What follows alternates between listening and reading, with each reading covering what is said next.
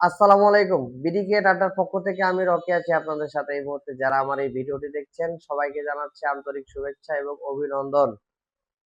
Super 8 এর খেলা চলতেছে টি-টোয়েন্টি ওয়ার্ল্ড কাপ 2026। আপনারা জানেন গত পরশুদিন ভারত সাউথ আফ্রিকার কাছে 76 রানে ম্যাচ হেরে গেছে এবং গতকালকে আমরা দেখেছি ওয়েস্ট ইন্ডিজ এবং জিম্বাবুয়ের ম্যাচ। যেই জিম্বাবুয়েকে ধরা হচ্ছিল এই টি-টোয়েন্টি ওয়ার্ল্ড কাপে ভালো পারফরমেন্স করবে এবং পারফরমেন্স কিন্তু করছে। কিন্তু কালকে ওয়েস্ট ইন্ডিজের সাথে যে বিশাল ব্যবধানে হারলো এটা আসলে কোনো মতেই কাম্য না।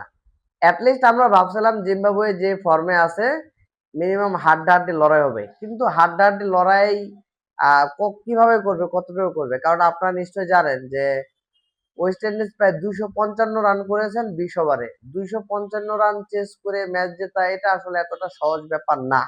আমি ধরছিলাম মিনিমাম জিম্বাবুয়ে 180-90 রান করবে, হয়তো বা 50-60 রানে ম্যাচ হারবে জিম্বাবুয়ে। কিন্তু জিম্বাবুয়ে গতকালকে আসলে যে খেলা দেখালো এটা আসলে কোনো মতে জিম্বাবুয়ের সাথে শোভনীয় না। যে এই টি-টোয়েন্টি ওয়ার্ল্ড কাপে জিম্বাবুয়ে খুব ভালো খেলতেছিল, কিন্তু গতকালকে ওয়েস্ট ইন্ডিজের সাথে তারা বাজেভাবে হেরে যায়। এবং মজার বিষয় হচ্ছে কি জানেন, শিমরন হেটমায়ার তার যে 80+ যে ইনিংস মাত্র 34 বলে, এটা একদম বিধ্বংসী ইনিংস। তার এই বিধ্বংসী ইনিংস এর কারণেই কিন্তু ওয়েস্ট ইন্ডিজ 255 রান করেছিল। এবং রবম্যান পাওয়েলে কিন্তু ভালো রানের একটা ইনিংস আছে, 45 রানের একটা ইনিংস আছে, যার কারণে আসলে জিম্বাবুয়ের ম্যাচটা জিততে পারে নাই। একটু পরে ম্যাচ শুরু হচ্ছে, বাঘে সিংহে লড়াই।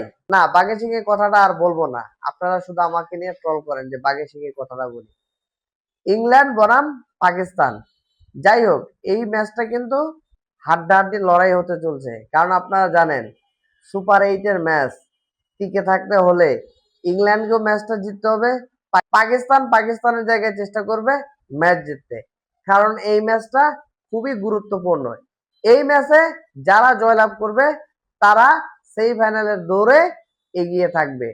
অতএব পাকিস্তান চাইবে পাকিস্তান ম্যাচটা জয় করতে, ইংল্যান্ড চাইবে ইংল্যান্ড ম্যাচটা জয় করতে। আমরা এই ওয়ার্ল্ড কাপে দেখেছি যে পাকিস্তানের বোলিং লাইন আপ ভালো তুলনামূলক ইংল্যান্ডের চেয়ে। তবে সেই দিক দিয়ে পাকিস্তান আমি মনে করি যে একটু অ্যাডভান্টেজ পাবে, কিন্তু আসলে পাকিস্তানের ব্যাটিং পারফরমেন্সটা ধারাবাহিক পাচ্ছি না। ওয়ার্ল্ড কাপ শুরুর আগে কিন্তু তারা ভালোই পারফরমেন্স করছে, ব্যাটাররা ভালো পারফরমেন্স করছে। এই টি-টোয়েন্টি ওয়ার্ল্ড কাপে আশানুরূপ পাকিস্তান ব্যাট করতে পারছে না।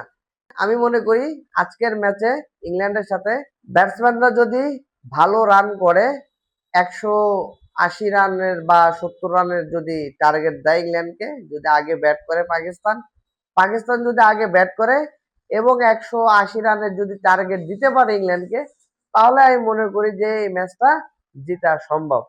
আদারওয়াইজ জিতা সম্ভব না। কারণ যে মাঠে খেলা হওয়ার কথা সেই মাঠটা স্পোর্টিং উইকেট, অবশ্যই এই মাঠে ভালো রান করতে হবে। টি-টোয়েন্টি ফরম্যাটে আপনারা জানেন 180 রান না করতে পারলে ম্যাচটা জেতাটা এত সহজ হবে না। ঠিক তেমনি ইংল্যান্ড যদি আগে ব্যাট করে তাহলে ইংল্যান্ডকেও 180 রান করতে হবে, 185 বা 86 রানের টার্গেট দিতে হবে পাকিস্তানকে যদি এই ম্যাচটা জিততে হয়। পাকিস্তানের বোলাররা মোটামুটি ফর্মে আছে। যদি পাকিস্তানকে এই ম্যাচ জিততে হয় তাহলে অবশ্যই বোলারদের ভালো পারফরমেন্স করতে হবে এবং ব্যাটারদের ভালো ইনিংস খেলতে হবে। বিশেষ করে টপ অর্ডার থেকে সাহেবজাদা ফারহান অথবা সায়েম আয়ুব অথবা সালমান আলী আগা, টপ অর্ডার থেকে যদি রান আসে তাহলে ইনিংসটা ক্যারি করতে সহজ হয় মিডল অর্ডার ব্যাটসম্যানদের। অতএব টপ অর্ডার থেকে রান করতে হবে। তো দেখা যাক এই ম্যাচে কে জয়লাভ করে, পাকিস্তান নাকি ইংল্যান্ড। তো সবাই ভালো থাকবেন। বিডি গেট আড্ডার পক্ষ থেকে আমি রকি আজকে বিদায় দিচ্ছি। আল্লাহ হাফেজ।